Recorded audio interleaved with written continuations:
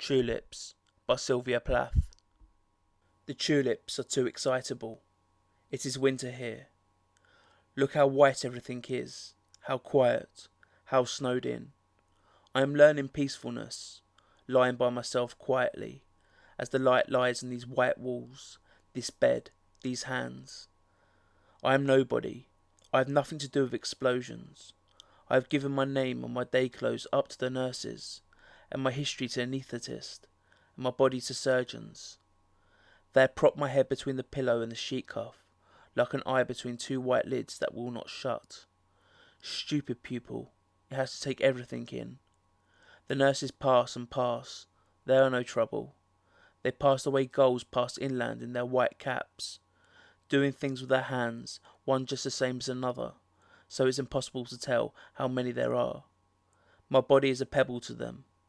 They tend it as water tends to the pebbles it must run over, smoothing them gently. They bring me numbness in their bright needles. They bring me sleep. Now I have lost myself. I am sick of baggage. My patent leather overnight case like a black pillbox. My husband and child smiling out of the family photo. Their smiles catch onto my skin, little smiling hooks. I have let things slip. A 30-year-old cargo boat, stubbornly hanging on to my name and address. They have swabbed me clear of my loving associations. Scared and bare on the green plastic pillowed trolley, I watch my tea set, my bureaus of linen, my books, sink out of sight, and the water went over my head. I am a nun now. I have never been so pure. I didn't want any flowers. I only wanted to lie with my hands turned up and be utterly empty. How free it is. You have no idea how free. The peacefulness is so big it dazes you, and it asks nothing. A name tag, a few trinkets.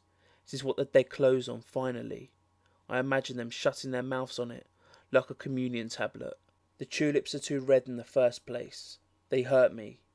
Even through the gift paper I could hear them breathe lightly, through their white swaddlings, like an awful baby. Their redness talks to my wound. It corresponds. They are subtle. They seem to float, though they weigh me down, upsetting me with their sudden tongues and their colour. A dozen red lead sinkers around my neck. Nobody watched me before. Now I am watched.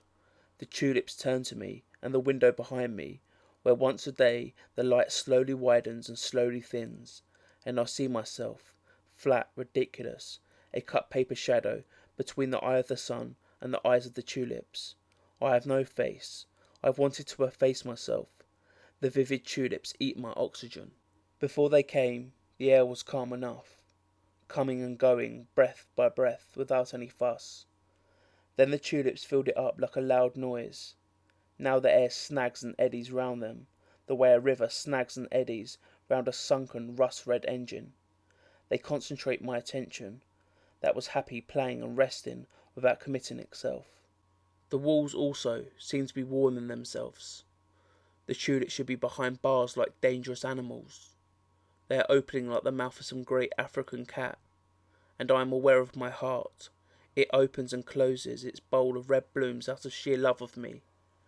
The water I taste is warm and salt like the sea, and comes from a country far away as health.